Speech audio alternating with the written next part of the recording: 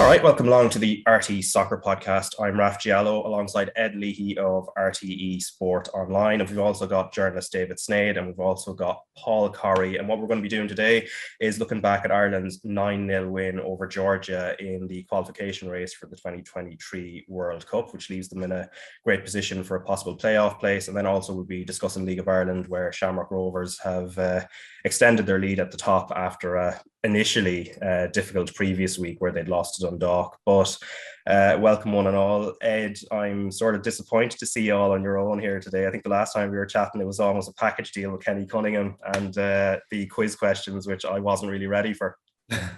No quiz today, Raf. No, back in humdrum, Dublin, yeah. So yeah, all good. Ireland beat Georgia 9-0 yesterday, obviously with live coverage on RT television, and Katie McCabe with a hat-trick, Louise Quinn with a brace, and then Niamh Fahey, Megan Connolly, Abby Larkin and Denise O'Sullivan with the other goals. So let's listen to Vera Pauw first before we get to break down this game in detail. Of course, I can repeat it again, we're in pre-season.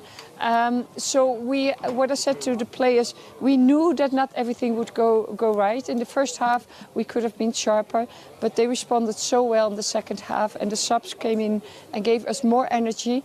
And I think that's just fantastic. Off-season 9-0, a record away win. What else can you want, actually? So very, very well done of the players. Yeah, and I guess it proved today the importance of set pieces. How important was the training camp now when you look at it? It was crucial. We've done a lot on set pieces. We've done a lot of keeping the pitch wide on both sides. We've done a lot on the crosses and winning the second balls. And I think that's what you saw back. We can be even better. We can be sharper. But yeah, we are in pre-season. And again, that is amazing that you then still can score 9 goals. And you did use your bench, and you saw Abby Larkin, who we spoke about before the game, come on, have a big impact on the game and score her first goal as well. Yeah, she's only 17 years old, but I hope that everybody's seen how talented she is. She needs to go a long way, and we take it easy, but it's fantastic what she did today on the pitch, and we were full confidence to take the decision to put her on. Well, doesn't it set up the game against Finland perfectly now?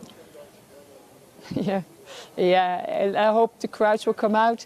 I hope that everybody will come to Diallo Stadium, because we need you. This game against Finland, if we win that game, we're already through, if I've calculated well. And with the support in Diallo Stadium, our home base, with the atmosphere that we always get, let's finish it off now. All right, so that is Ireland manager Vera Pauw speaking pitchside in Gorey after that 9-0 victory. Ed, I mean, even looking behind her, this is something we talked about Lisa Fallon. Obviously, the conditions were always going to be a challenge, albeit Ireland, in terms of quality, were much far ahead of Georgia, but the pitch didn't look great, even on the television, and then when you're looking behind her there, and the temperatures as well. But they dealt with all that really well. Yeah, do you know, I was looking at this game, and as she referred to there, like, it's sort of off-season. It's not even pre-season for some of them. I had a feeling that it could just potentially be a banana skin in that sense. And you were sort of looking at whoever came up with the scheduling and wondered, was it a wise move? But look, as it turned out, the result, well, once you got the early goal, the result was never in doubt. But, as it turned out, the preparations for the game, the training camp they had together, it all sort of gave them a little bit more something to focus on in the summer, especially, and takes the mind off the Euros that are about to happen without them. So I think overall it's after working out really well, and it sets up the game in September. And it's great in the sense that Finland is the first game, because it gets the chance to go and wrap it up and show their intent to have that place secured with a game to spare. That would be really good. Way of going into the playoffs, I think. And the first goal, as we said, with the conditions and the pitch as well, obviously Katie McCabe's finish was unbelievable, but the move on that surface was very impressive. Yeah, well, look, Katie McCabe is an incredible footballer. you just have to, like, she's worth the admission fee alone just to watch Katie, her movement, her touch, her striking of the ball. Everything about Katie is just pure class, and we can see it now. We're getting strength and depth with that team now. Vera Pauw was always very wary of using her bench even in certain matches, but now you can see her. She's bringing players through, and there's real competition for places now in that team, and it can only get better. I think Fahy said that they're the best they've ever been, but I think now they can get better.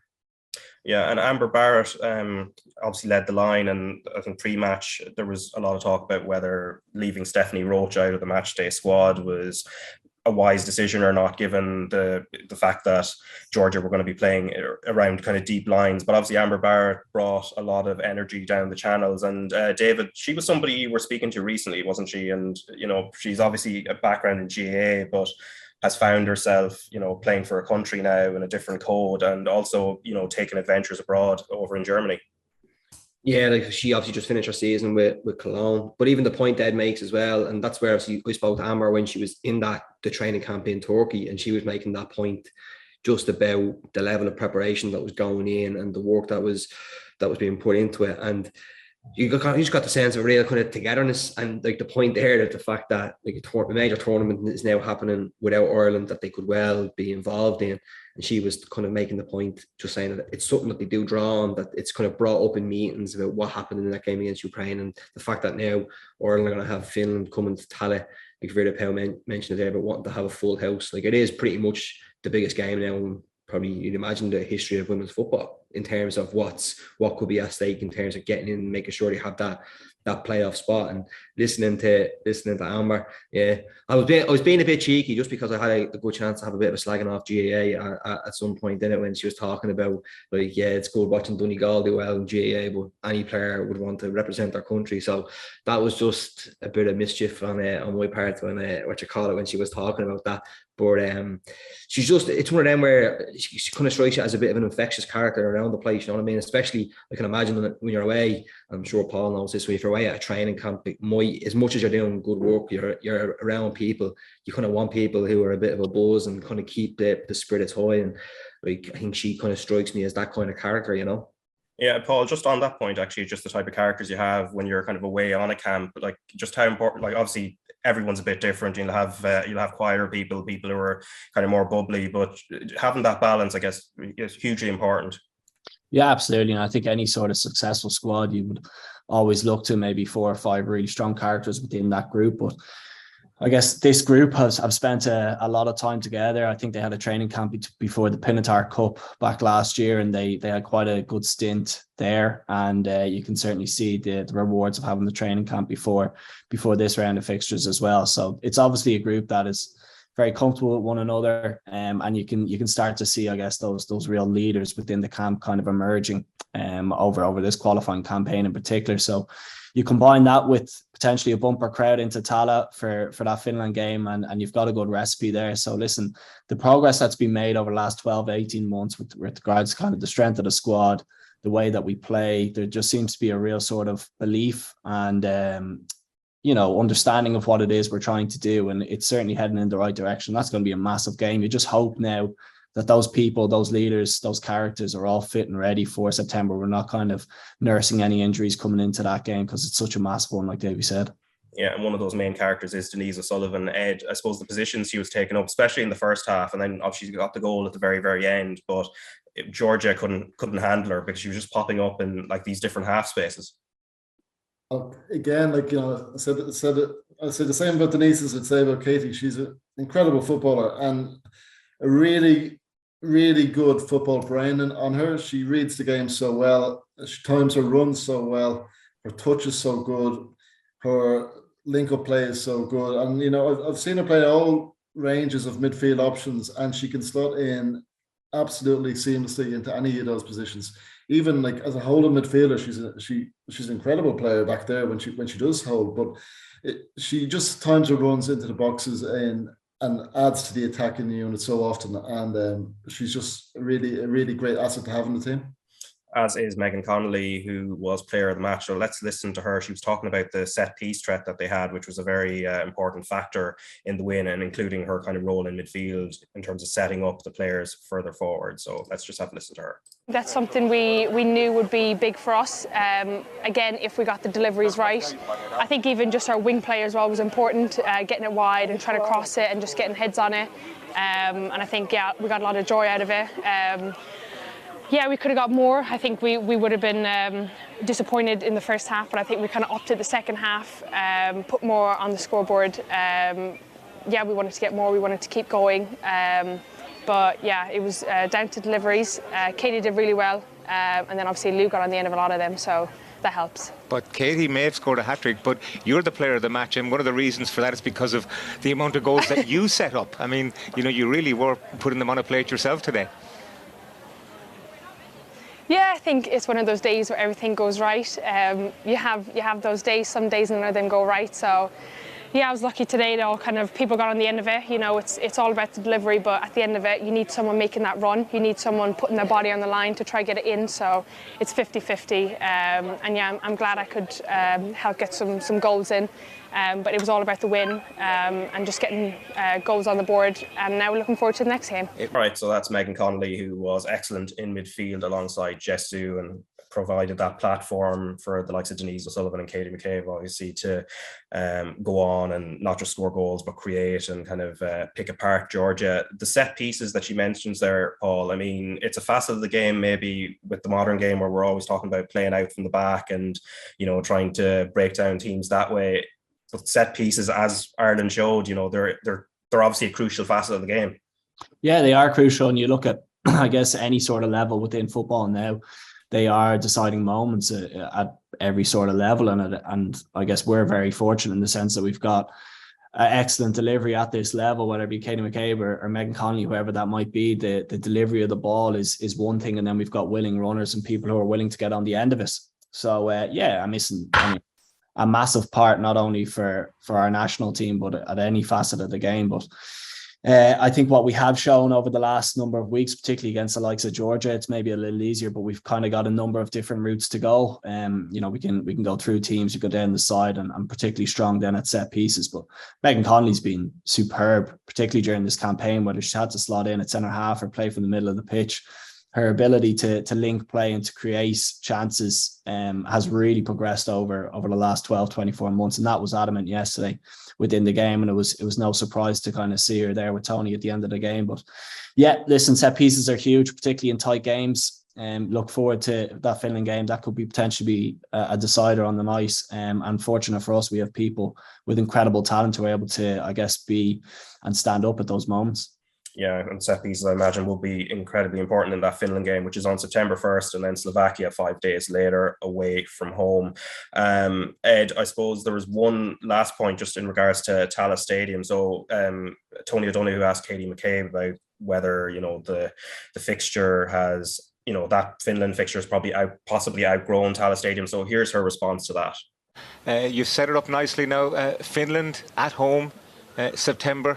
How much are you looking forward to it already? Yeah, I can't wait.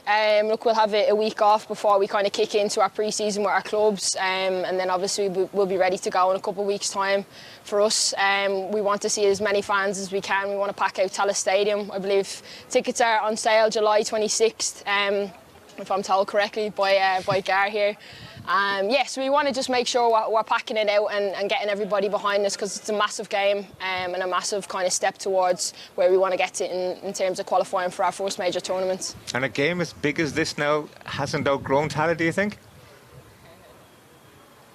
Sorry? I'm just saying that this could be the hottest ticket in town. A game as big as this now hasn't outgrown Tallaght, do you think? No, we want to be playing in Tallaght Stadium, and that's our home pitch. It's been there for years, and we want to sell it out, create a really good atmosphere for everybody. We know the conditions, the pitch, and we're well used to it. So we want to pack that out and make sure we've got great support for the game.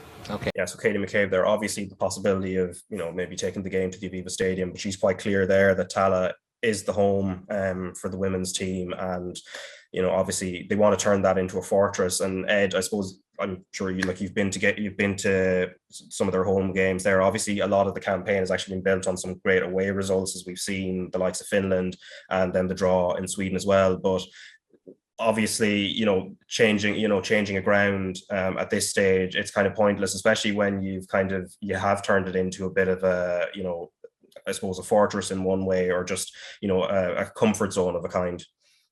Yeah, no, look, if it was the last game of the campaign and they had the playoff in the bag and they wanted to sort of open it up to the general public and see, create maybe like what they're talking about for like Katie Taylor, filling stadiums and stuff, just as a general goodwill thing, you could see possibly logic. But when the competitive points are still very much in play, you don't want to do anything that would upset the team from their natural habitat, I suppose, and they've become very, very comfortable in Tallaght Stadium, not just in terms of playing in the arena, but also the way they interact with the fans after the games and stuff, and the way the fans can just get so close to the team and just get to know them in that sense. So no, you just couldn't move this game to Lansdowne Road without a really good reason, and you'd almost need it coming from the players. And you can see there that Katie is the main cheerleader, and she's the one who's saying Tallaght Stadium it has to be, and that's just where it will be. Yeah, and exactly, that's going to be on the 1st of September. So the group as it stands, Sweden on 19 points and having qualified, Ireland pole position for the playoff place on 11, and then Finland 1 point behind. Finland's final game after they play Ireland, they will be playing in Sweden. So a lot of this is in Ireland's hands, and hopefully, you'd be looking at that and thinking, Sweden would be likely to beat or at least, draw with Finland. So we'll see how that pans out. And then obviously Slovakia on 5, and then Georgia on 0 points and minus 50 goal difference, where I think Ireland has contributed to a whole 20 of that in all as well. Now we're going to switch over to the League of Ireland and results over the last couple of rounds. So Drogheda United on Friday drew 0-0 with Sligo Rovers. Shamrock Rovers beat Bohemians in the derby on Friday with Rory Gaffney scoring just after half-time. Shelbourne up against Dundalk, that was 0-0. Derry City got back to winning ways with a 1-0 win at UCD with Will Patching's penalty. And then Finn Harps drew 2-2 with St. Patrick's Athletic with 2 late goals from Carrillo and Boyle at a time when I think the 2 Billy King goals had almost suggested that St. Pat's had it in the bag. And they weren't able to bounce back then on Monday, with St. Pat's losing at home to Shamrock Rovers 2-1. Andy Lyons and Aaron Green with the goals for Rovers before Owen Doyle got a late penalty. So David Sneyd, I suppose, from the Shamrock Rovers point of view, I mean, as I said at the top, I mean, they were coming off a week where they had lost at Dundalk, and then, they've 2 Dublin derbies coming up in a row, which is obviously going to be tricky, but 2 victories, and now it's looking again very, very comfortable for them at the top of the table. I think it's all right to say the league is done, isn't it? 10 points. I know like Dundalk have a couple of games in hand, but I think it'd be tough to see anyone put the kind of run together to overhaul that now. Like, it's only, you can mention it there, like I was up at Oriel Park when Dundalk won, and that kind of felt Rovers, like Benson's goal was great, like the ball in and just the finish and how it ended, and you kind of got the sense something could happen here, there could be a bit of a title race, and then just like that, it's gone again, really. Do you know what I mean? And the timing of it as well, coming into Europe to have that cushion, it just kind of gives Rovers even just an extra little bit of, I don't know, just confidence going into some really big games that they have coming up, and it's just, like I was at the game last night, I wasn't working, but just a couple of moments where they saw out certain times in the first half, but then, like, I don't know, I think Paul mentioned earlier that he was there as well, and like Rory Gaffney in the build-up to Aaron Green's goal, I know Aaron Green will get a lot of plaudits for that goal because it was sensational, and like the pass defending was shambolic, really, and it was crazy how the lack of intensity in terms of trying to close Green down. But Gaffney beforehand, and just watching him throughout the whole game, he's just non-stop. Like, you would hate to play against him, and he really does set the tone for Rovers in terms of just the work he does and showing for the ball, and just like that, the move he did to get control of the ball. And then I can't remember who it was. I think it might have been Gravosti. I could be wrong in terms of who he bullied off the ball and then played a lovely diagonal pass for Green. But Rovers just have so much about them. Like Paul mentioned earlier about with Ireland, about different ways to win a game. Like Rovers have that as well. They really do. And yeah, I think at this stage, like we're not even in July, and I think it's fair to say the league is done now, you know. Yeah, and Gaffney, I suppose, there's those moments where a striker misses a chance, as we saw in the derby, and then a couple of minutes later, he pops up with the goal. So obviously shows a great presence of mind. But and do you know what? Sorry, do you know what was great, because of where I was, and sometimes you don't really get it when you're maybe a bit further back in the press box. But the Rovers lads were at each other constantly in that game. Like the man and stuff off each other. Like Sean Hoare was getting that Sean Gannon, Gaffney was getting that Gannon was getting back. Like Dylan Watts was having a few words as well. He wouldn't normally be very loud. It was very telling to see them like on the pitch, a few of them like properly going at each other in terms of driving each other around, because you kind of realised until getting it that like this was a game that was in the balance a little bit. Pats maybe just didn't have that killer instinct in the final third, but it was just quite telling to see just how much they were going to drive each other on amongst each other, because I'd say there was a few kids who are going home saying some coarse words to their parents after that match. Yeah, I was listening to some of the chants actually, particularly aimed at Andy Lyons, which who we'll talk about now before we get on to Pats. Paul, obviously, look, he's got 6 goals now, 5 assists scored. Great finish again, great movement to score against Pats there last night, but he kind of played both sides of the game, because of course he has Darragh Burns to kind of handle on one side as well defensively, and then trying to get forward and contribute in that way. So what did you make of his performance over the 2 games? Yeah, really strong, Ref. I think I was on early on in the year and I said that Andy Lyons should be popping up with between 5 and 10 goals a season in the nature of that position at Shamrock Rovers. And he's gone on and he's kicked on from, not from what I've said, but from that point. Listen, Andy has grown into that position at Shamrock Rovers where he's had to play on the right or the left. And I thought last night was potentially his best performance in a Shamrock Rovers jersey. I'm slightly surprised at how powerful he is and how quick he is at covering the ground. And I think when he's not in the team, you certainly notice it with Shamrock Rovers, because listen, they've so many creative players, they've so many people who are comfortable with the ball at their feet, and at times a lot of them want to actually get drawn towards the ball. If you're going to do that, you do need willing runners on the outside, and I think Andy Lyons provides that in abundance for them.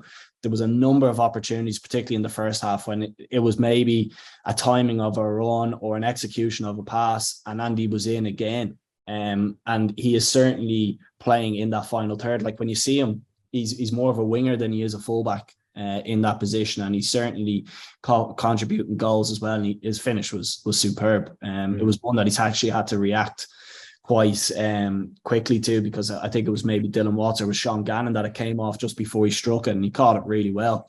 And listen, he's progressing very well within that squad. I would wonder, given his age profile, given the way teams are setting up, particularly in the UK with a 5 at the back, if Andy continues to progress like he has done over the last 12 months, there's every chance that he won't be at Shamrock Rovers, because what he has shown since he's made the move across is that he's progressed, and there's certainly probably another gear or two to go within his progression. And that's before we kind of touch on the defensive side of the game. I think he's probably improved in that sense as well. Maybe not as strong defensively as he is going forward, but he certainly has that protection with the back 5, and he dealt pretty well with Darragh Burns last night, who I also thought was actually quite good on the night. Yeah, and obviously it's a challenge this season for Lyons, because of course he's moving from Bulls, where he was more or less playing right back in a back 4, and then oftentimes now we see him kind of left wing back as well. So there's a lot of adaptation and intelligence needed to play those sort of roles. Yeah, there is. Listen, first and foremost with Andy and with any sort of player, whether you're looking at them playing at the top level here or going abroad to the UK, is what is their attitude like and what is their understanding of the game. And Andy ticks the boxes on both of those accounts. Like he's a very disciplined professional. He's somebody who loves the game and seems to dedicate himself wholly to the game. Then I think when you look at his game intelligence, he's shown that going from a flat back 4 to a back 5 is not an easy transition, particularly for a fullback. And Andy has kind of taken that on very easily. So yeah, listen, he's shown flexibility, he's shown a great attitude. And I think when you combine that with the talent that he clearly has, it makes for a very good recipe for success. But I think when you surround Andy with the likes of, I know they didn't play last night, but a Danny Mandreu, a Jack Byrne, a Dylan Watts, the runs he makes, they're just going to find him on a consistent basis. And we've seen, you know, whether it be kind of running from in to out or just a straight run on the outside, he's gotten into positions where he's got an opportunity to score goals, and he's been proven in front of goal. And listen, the more he's in the team for Shamrock Rovers, the more of a threat they look going forward. And if he is to continue, like I mentioned, there's every possibility, Raf, that we're sitting here in 6-12 months' time and Andy's secured a move across to the UK or to maybe a European team.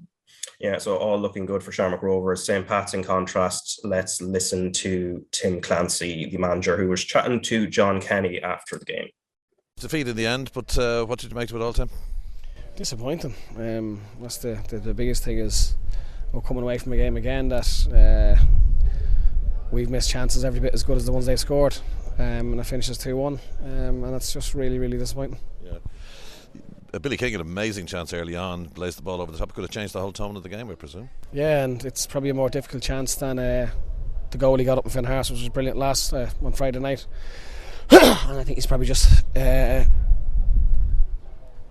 and not panicked, but probably took it too quickly, and didn't set himself right, and it blazes over the bar. And I know Chris had 1 or 2 over the bar as well, and just the decision making in the final third is probably what resulting in us not getting more goals, probably shooting when we should be slipping lads, and when we get slipped in, then running out over the end line instead of making them defend. So, and you get punished against really good teams like Shamrock Rovers. You get punished. They've had a lot of spells. You know, they don't have a lot of spells at the balls. They put good balls into the box, and then we defended them well, and the 2 goals we conceded were poor. Yeah. What about the half-time talk? It looked difficult to break them down, and so you were relying on a couple of half chances like that. But what was the team talk at half-time? They had no chances first half either that I can think of. Pico with a flick from a free kick at the edge of the box, and it bounced awkwardly in front of Joe and he spilled it. But apart from that, I don't think they had any chances either. So half-time team talk was quite good, positive, and then you can see the goal we conceded, the first one. I think there's times we can get closer and probably be more cynical in the middle of the pitch if we are getting broken on. There's nothing wrong with fouling, that's experience, and it's probably something that we don't have enough of in the squad at the minute. And then the second goal as well, it's inexcusable to have a winger, striker, whatever you want to call, Greener, facing the sideline. You know he's left foot down the line, cut inside 2 players and score from a tight angle, and that's the difference. Frantic finish as well, wasn't it? You had a couple of chances there to maybe get a point, even with the penalty. I think we deserve a point. I don't think anyone will leave this ground tonight saying that we didn't deserve that out of the game. I'm not saying we deserve to win it, but we certainly deserve something out of the game. And again, free kick into the box, and Owen Doyle got his head in it. The difference between us Friday night was we were total control of the game at 2-0, and then 2 set pieces have hurt us on Friday, and we didn't capitalise on it today. All right, so that is St. Pat's manager Tim Clancy. So he's speaking obviously after the 2-1 defeat to Shamrock Rovers, but also I think he references there the 2-2 draw with Finn Harps, where they were in control of the game until very, very late on. Huge frustration there from David. I suppose when we think back to Pat's at the start of the season, where they ran Shamrock Rovers close, probably should have beaten them in the President's Cup final, and then obviously beat them in the first league meeting, and then you contrast it to now. It's obviously game management seems to be a bit of an issue, and they just can't seem to find a real pattern.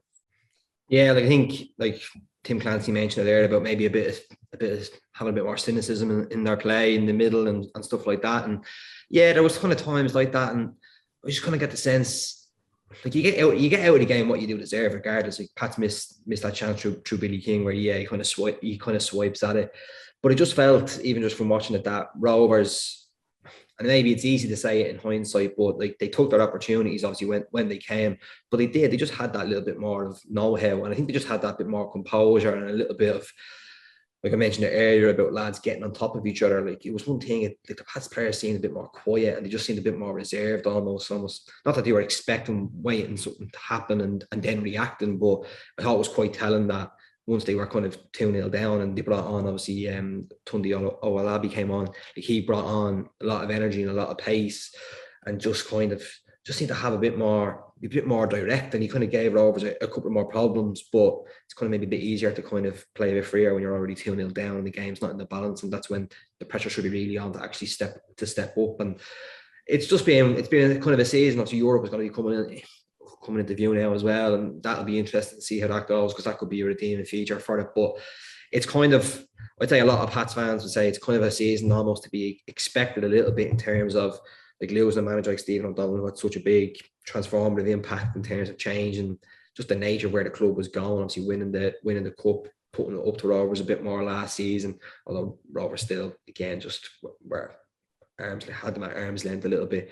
And then just the overhaul in players and the squad, it's just when it looked as if last year Pat had something maybe to build on, they're kind of starting from scratch again a little bit, and you kind of just need to see how the rest of the season plays out. And when Tim Clancy, maybe he mentioned it there about, say, experience, I imagine it was a case of trying to get bodies in, obviously, over the winter for this season. But that's definitely an area for next year, about just having that little bit more of know-how, and just a little bit of kind of, maybe it's too easy, and it's too easy to say a bit of nastiness about them. You just kind of felt as if Rovers, it was almost like Rovers did have them at arm's length a little bit again last night, and they were the ones who were kind of, where I thought anyway, kind of dictating the play, up until maybe it was a bit of a frantic finish, and it could have ended up being a draw. But like, I think if you're looking at where the benchmark is, Pats are still a fair bit off it.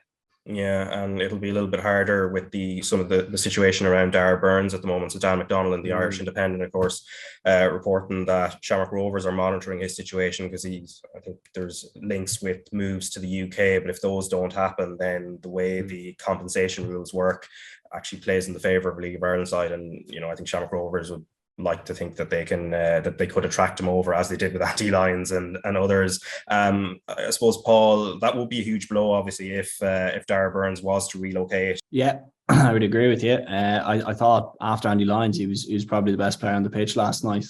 He probably just lacked maybe a bit of support around him in order to maybe open up the Shamrock Rovers defence. But I think what Darragh is he's probably a bit of a throwback. You probably don't see too many natural wingers these days who are kind of natural dribblers who go at people and they're very direct, and he certainly has that in abundance. And he's shown, particularly last season and this season, that when he gets into that final third, he can create and he can score goals. Pats have a bit of a dilemma here, because it's not as if they have Darragh tied down for the next 18 months, so they have a real decision to make. I guess from a financial point of view, are they going to cash in on him now, or are they going to try use him to maybe secure European football that also has its riches and rewards come the end of the year?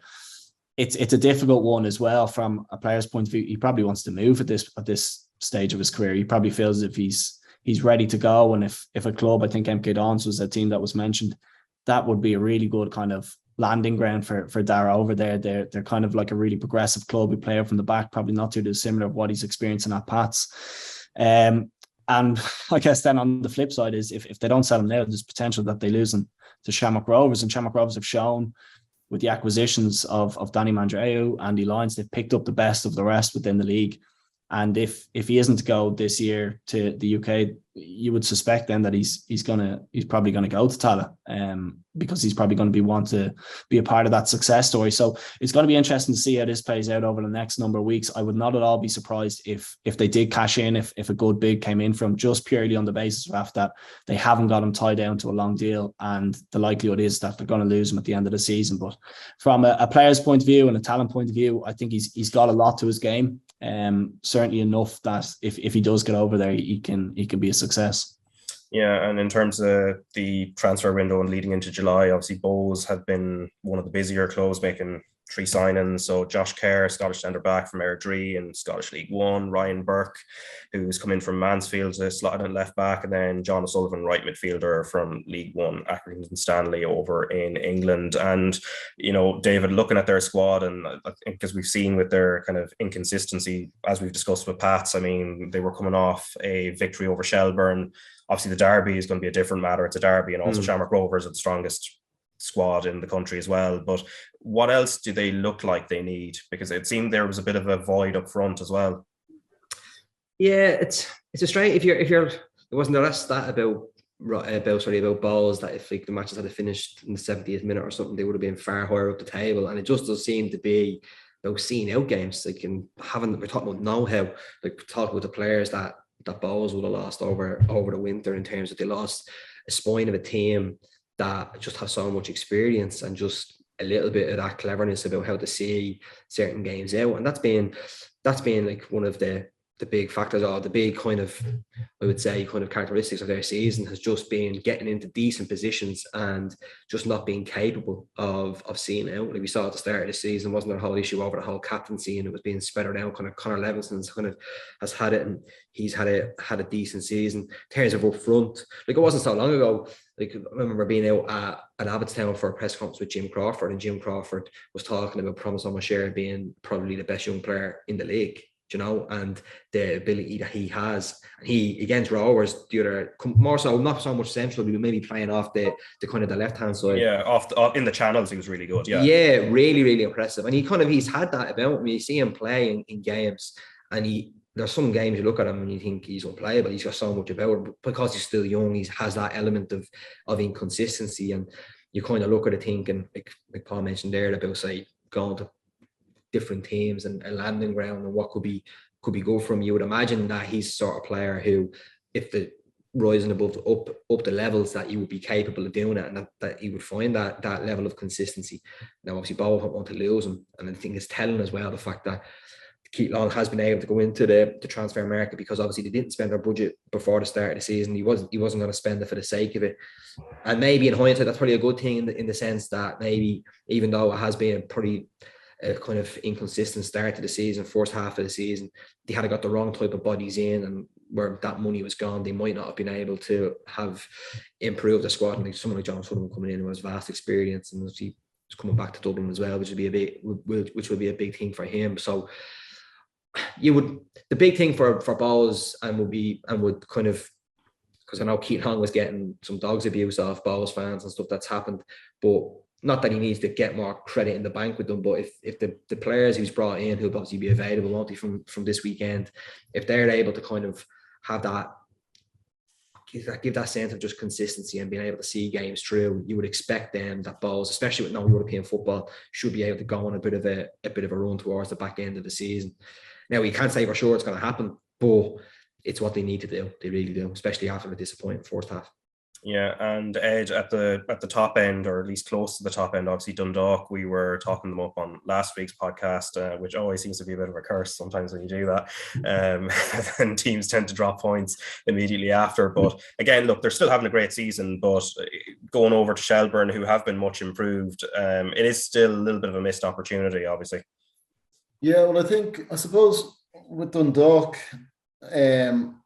even though they're in a rebuilding phase, they still bring with them the big club sort of factor when they're taking on teams. So teams still want to beat Dundalk, you know, that sort of way. So that's why it's sort of working to Shamrock Rovers' advantage that the league is remaining so competitive, which is strong. Pats, Bowes, Shelbourne able to take points off all the teams, you know. So, like, I think the Dundalk team on the day can beat anybody, and they've shown that with Shamrock Rovers. I still think they'll be there. I'm not giving the league title to Rovers just yet, as Dave has already done. But you know, those two wins, they're very capable of winning the games in hand. They're very capable of being, you know, very consistent for the rest of the season. So I still think the Rovers' main challenge. I think Rovers will still have enough to stay clear of them, but I wouldn't expect anyone to finish above Dundalk other than Rovers this season. Yeah, although Derry City did get back to winning ways with a penalty from Will Patching, giving them a 1-0 win at UCD. But Paul, UCD made them work hard for it, though.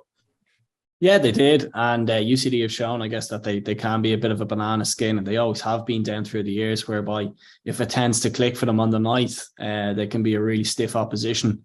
It was kind of scary to think that it was 7 games since Derry's last win, and I guess it was at 3 points where you didn't really mind how they got it or what the performance was like. They just needed a win, and they needed to turn things around. And I mean, that was vitally important for Rory Higgins to get those 3 points on the board, because I mean, we were all so full of hope, I guess, similar to what Ed has said there in Dundalk. We were kind of hoping that they were going to be the team that would push Shamrock Rovers, and then they've obviously fallen away. But just with regards to the second half of the season, the European campaign that they have coming up, you would love to see them maybe just turn it around and pick up a bit of form. So that 3 points against UCD was vitally important. It will be interesting to see whether they add to that squad, because obviously there's been much made of the resources that they have available now. And if they were to do that, well, then hopefully you would look to maybe pick up a bit of form and push on again. But for UCD, yeah, listen, it's going to be very difficult, Raf. Like the fact that they lost Colin Whelan to injury, now they've lost Liam Kerrigan. They were obviously their two best players and very important to what it is they do with regards to going forward and scoring goals. So to lose those two characters out of the dressing room is going to be difficult. And it's it's going to be difficult for them to probably latch on to Finn Harps and stick with them, because it's a young squad, and when you use two pivotal players like that, it's difficult to replace. But important win for Derry, and it'll be interesting to see how they can kind of pick up from here. Yeah, Liam Kerrigan heading off to Como, so he's the latest Irish footballers heading off to Italy. So let's just listen to Andy Myler, who was talking about him after the Derry game, obviously the UCD manager, and just kind of detailing what's coming next for him. Yeah, Liam is set to leave the club, so with our best wishes. He's got to move to Serie B in Italy to Como, so we're absolutely delighted for him. It's sort of exactly the pathway that we want for our players. Limo finished his degree this summer, his commerce degree in his back pocket. He's moving on now, obviously under 21 international, doing really well there. And it's time for him to move on. So that's the cycle that we have here, and we're absolutely delighted for him. We can't wait to see how he gets on in the next stage of his career. And I think fantastic, not only for Liam, but for other players in the league, to see that there's a whole world of football out there beyond the UK and Ireland. So fantastic move, and we're all looking forward to going up to Lake Como to see him. Just finally, are you expecting much of a turnover in personnel here over the next month or so? Yeah, listen, we'll get a couple. Obviously, Colin had done his ACL, but we're hoping that a move still goes through for Colin. He was in the same situation as Liam. And one or two others who have interest will probably move on as well. But that is the cycle of things. There's a bunch of young lads we brought in tonight that are, most of whom have just done their leaving cert, and we're hoping will turn into university students next year. So that's how we roll here. So they're good guys. They're the next Liam Kerrigans, Colin Whelans, all of those, Paul Doyles, all of those guys. So we're looking forward to seeing how they do. So turnover is a fact of life at UCD, but we're happy to go with that. Right, so that's UCD manager Andy Myler, obviously discussing Liam Kerrigan and his move to Como. So this is after Carl Heffernan, who is now signed permanently for AC Milan. We've also seen Kevin Zeffi go from Shamrock Rovers to Inter Milan, and then the two lads who are going off to Udinese, James Abankwah from Pats, and then Festi Abasele, who's leaving from Derby. Although I think, as some people have pointed out, that the Pat to Udinese usually takes you straight to Watford after, so that may well happen. But in terms of Kerrigan himself and moving to Italy, and were you surprised that that's the destination he was going to, Paul? Yeah, I was. I'm not sure what I make of it, to be honest with you. It must have been a pretty good package that was put in front of him, because I would imagine that there would have been one or two other clubs sniffing around him, because he's done pretty well while he's been at UCD, and the showings that he had for the Irish 21s would have given him options. It's hard to say just purely on the basis that we've not had too many players go that route, and kind of seeing the progression that their career has taken off the back of that move. I just don't know where it leaves him with regards to his next move and where he works his way up. Maybe he sees that as being a good fit for his style of play and for his game. UCD will always play out from the back. You would imagine Italian football is probably going to suit that. I don't know at this moment in time, Raf. I mean, people probably give out that we always send our players to the UK, but the reason that is because that's where the resources are, and that's where the money is, and that's why players tend to go there. The contracts are predominantly better in the Championship and League One than they would be in Serie B.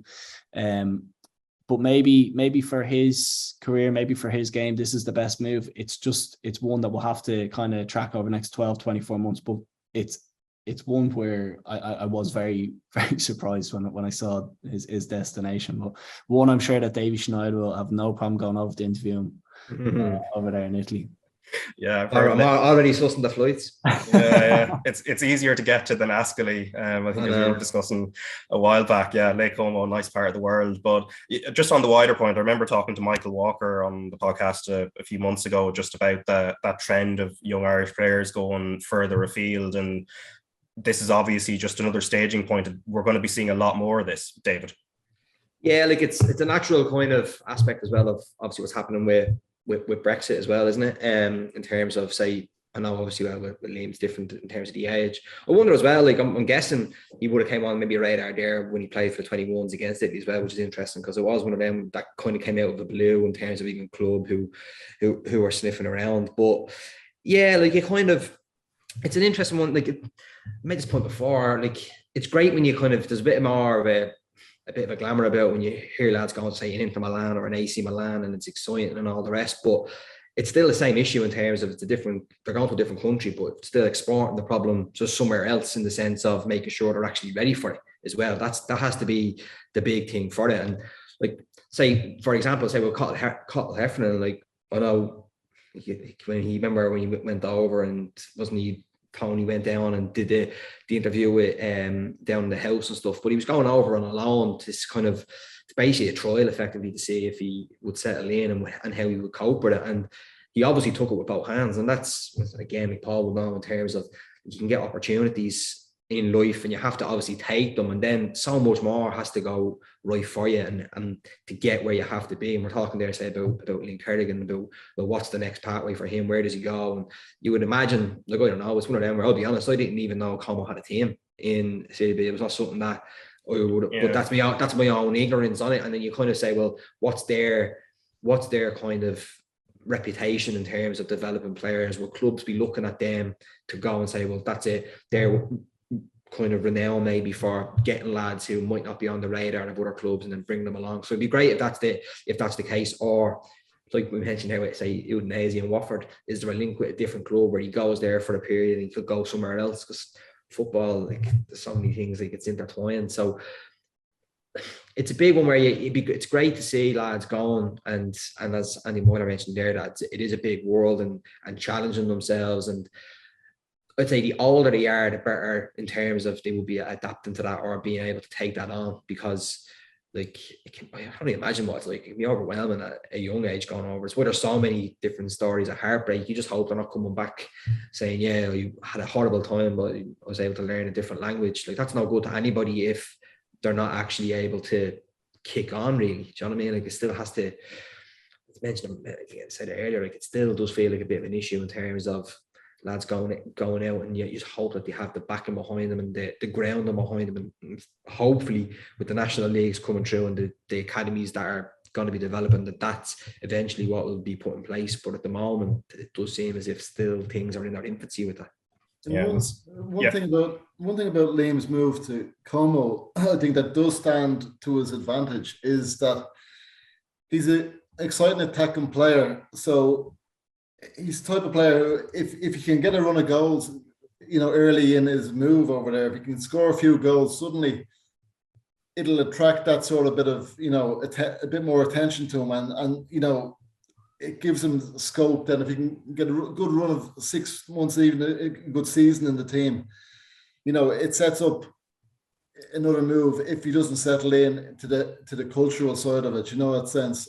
So in a way, I suppose it's a sort of free hit for him, like as Paul said, the package must be good in terms to get him there. But if it doesn't work out for him, he's still a very young, exciting talent. So you'd imagine the interest will still be there with him, and more so if he can make a good impression early on, because there is some good teams that he's going to be playing against in the likes of Parma, and I think is it Perugia still in that league, Ascoli.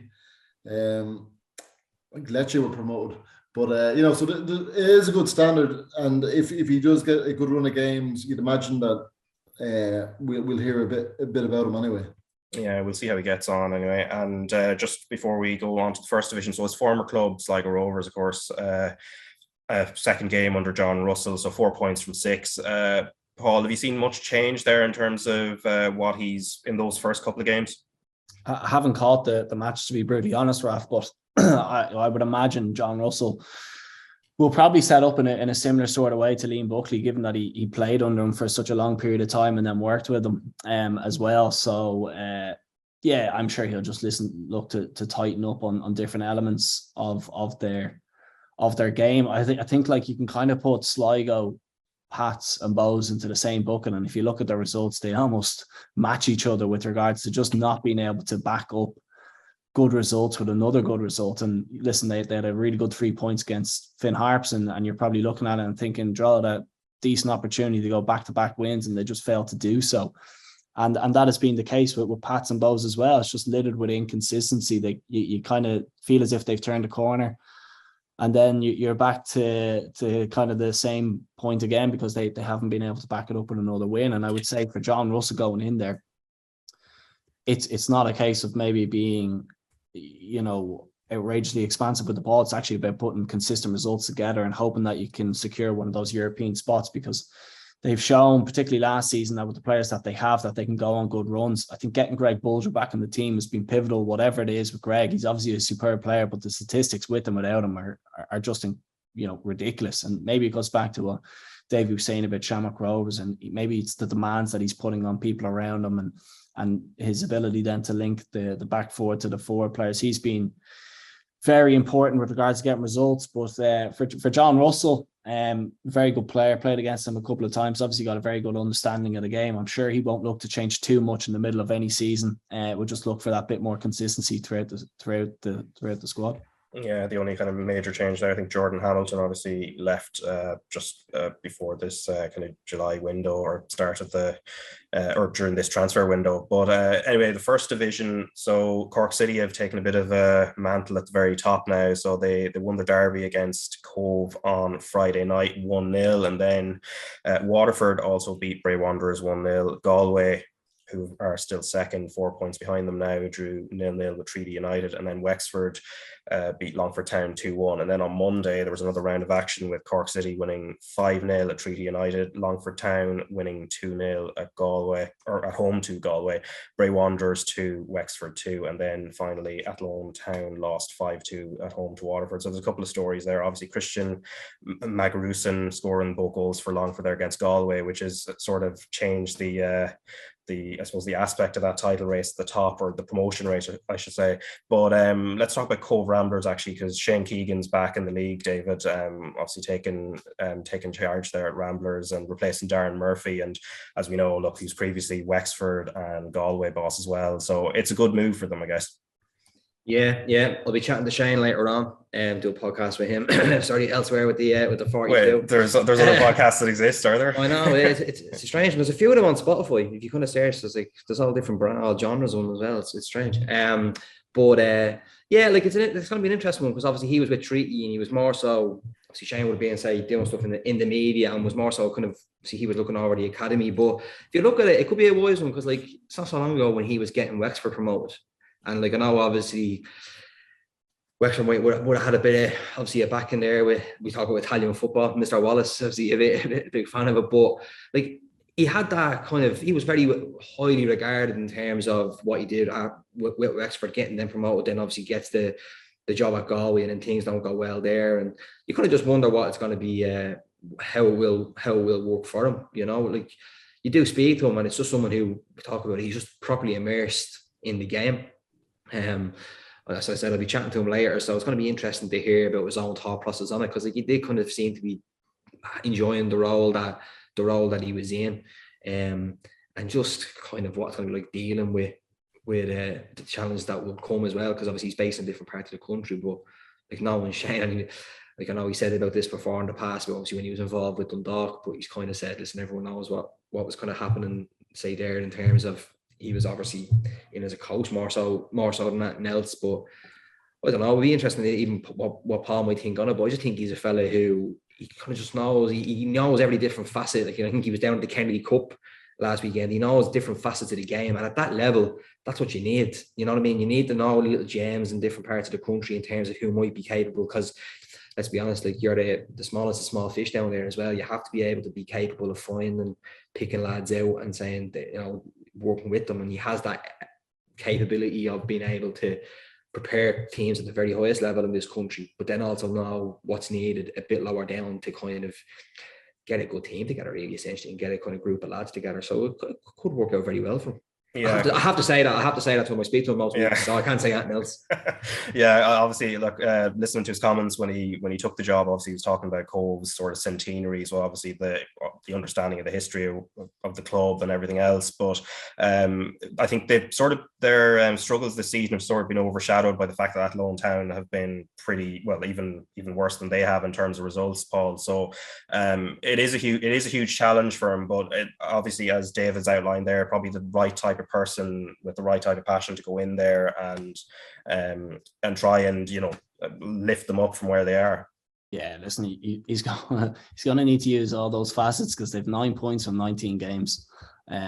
So that tells you, I guess, everything you need to know about where potentially they are as a club, and I guess where the confidence is going to be within that squad. But first and foremost, a really good man, really honest type character. Like Dave said, like he has a very good understanding of Irish football and probably has as good a knowledge of what's going on around the country as anybody out there. But he's a likeable guy. He's going to have to get the squad and the players behind him, and he's obviously going to have to recruit whatever talent he can to try to get down there, because what the results would suggest that the players in there at the moment aren't good enough. So it's difficult though when you look at that league and you think of like Cork, Galway, Waterford. Cobh wouldn't have anywhere near the same sort of resources Dave mentioned there. Like Cork City you would imagine pick up the best of the talent there within Cork. So they're kind of dealing with maybe the best of the rest. But yeah, listen, Shane is such a likeable guy. He's such an honest, hardworking man that you would wish him all the best down there, but certainly up against it. Yeah, I'd agree with you, Paul. Like, you sort of question then for someone with all his qualifications and his enthusiasm and his ambition to go into that situation. Like, there's certainly nothing to be gained from the current season. Are the club going to match his ambition? That's going to be the real factor over the next few months. If he is looking to the season ahead and he is getting all these, getting this back in, that'd be great. If Cobh could get themselves back into a situation where they could compete and turn the derby game with Cork into a big game again and that sort of stuff. But just it doesn't look as that's the case. So you sort of wonder, is it going to be a long struggle for him to get to the end of the season, or is he just looking for a good reaction from the team to which would, if he can get the team going and run, it would do a lot for his standing as a manager and maybe get him another move for next season. But surely that's not what Cobh wanted, and you'd like to think that he's going down there with heftier ambitions than that. Yeah, I think for any manager who's out of the game, I know Shane was still involved within domestic football, but not on the sideline every Friday night. It seems to be an itch or an addiction that they just want to get back out there. Maybe he sees this as a potential stepping stone to work his way back up in the managerial side of things. But I mean, irrespective of how much time he is there or what he's using the project for, they obviously see it as a good fit between Shane and Cobh for where they are today. And maybe he can progress the club. I mean, personally, and it's probably an unpopular opinion, I think we've too many clubs. I think when you look at Cork City and Cobh Ramblers, doesn't make sense to me. You've got Treaty then within that area. I just look back at Irish football and listen, we need another hour to go through this, but I think, why don't we just focus on a core cohort of 12, 14 clubs, get the facilities right, get our best talent within those areas, progress the clubs, and just focus on that number of teams. I can't understand when we go down into these different areas and we've got 3-4 clubs and some of the facilities aren't great, to say the least. Why can't we just centralise that talent, centralise the resources and focus there? But that is a completely different debate. That's a can of worms. Oh my God. Wait, you'll be talking about blending Rovers and Bows and Shells in together at say next, will you? No, I've a family full of Bows fans, so I better be very careful about what I say. Yeah, and we have a third tier coming with more teams as well. So that's bonkers stuff all together. Listen. Yeah, but one final point before we go. You plugged the 42 podcast there, David, but also there was there was another story. Gavin Cooney, who we all know obviously as well. He reported about the Waterford FC sale with the price tag of 1.3 million euro, and Richard Forrest, who only took over last year with RNS Holding, taken over from Lee Power. I mean, it's obviously they're a club that probably still should have been in the Premier Division had they managed things right last season, rather than sacking a manager in the week before playoff. But obviously there's obviously attractions there as they put out the prospectus, but it just seems like a club that just needs stability right now. I know. I don't know what to make. I thought the statement was hilarious because he was first was having a go at Gavin for getting the story. Oh, the addition at the bottom of the You know what I mean? Like, which is, I mean, like a journalist in getting a story shock horror, like amazing. Imagine that. But like, it was an interesting one, and it was a couple of things. Like, one of the things in the prospectus is talking about, was it the lease they have with the RSC in terms of, it's not even as if they own it. Do you know what I mean? So like, that doesn't really, I don't know, maybe that's just me not having the business ahead of me, so I don't quite see how that would appeal, maybe just in terms of having a bit of stability and knowing where you're going to be playing, and the facilities are there, are quality in terms of the dressing room and even just around the RSC. Then you look at the academy, with the academy as well, and this goes back into, like, it's a kind of a bit of a bugbear as well, a little bit, in terms of you're using that way of this is a way to make money. And listen, that's the business of it. As well as a football, that is going to be the nature of it down the line. But that's going to be, like, listen, Paul opened the kind of worms there earlier with the amount of clubs. But like, that's another debate that we could be here for in a while, in terms of what's going to be the right way of going about properly managing what the underage and academy structure is going to be. Because I think there's still a lot of work that needs to be done there in terms of making sure how things are done and the structures that are in place for the young kids who are there. Because, like we say there's not enough clubs. There's too many clubs. There's going to be nowhere near enough clubs for the young players who are going to be coming through that system to stay involved at top level football in this country. Do you know what I mean? So that's going to be another issue. But with the Waterford thing, yeah, like, it's a shame what's happened there, because we talk about it, like, and you talk about other big clubs as well. There could be so much potential that's there, and it just hasn't been tapped by the right people. That's just the blunt way of saying it. It hasn't been run well at all. Yeah, well, if there's no clubs in Leitrim, there aren't enough clubs in the country. That's all I say as well. Just as I don't know about where we're going to get facilities, but that's another can of worms from another time. But anyway, fixtures this weekend this Friday. So St. Pat's are hosting Drogheda United, Bohemians up against Derry City, Dundalk against UCD, and then the 8 o'clock kickoff in Hearts against Shamrock Rovers, and then Saturday Sligo Rovers against Shelburne, and in the first division, Wexford against Athlone Town, Galway United against Waterford. So that's a huge game there in terms of the battle for second / also up towards automatic promotion, depending on what Cork City do. Cobh Ramblers and Shane Keegan up against Treaty United, and then Bray Wanderers against Cork City. And next week, anyway, we have on RT2 and the RT Player, from the 6th of July, the Women's Euro 2022. So we'll be doing a lot of previews and build up to that as well, also during this week. And then also there is the Shamrock Rovers game against Hibernians of Malta, which is going to be on Tuesday night as well. So plenty of football to look forward to. But let's close the can of worms now, David Sneyd, and we're going to let you go. Paul Corry as well, thanks a million for coming on. And Ed Leahy without Kenny Cunningham attached to the hip as well. Thanks for coming on. Nice one. Cheers, lads.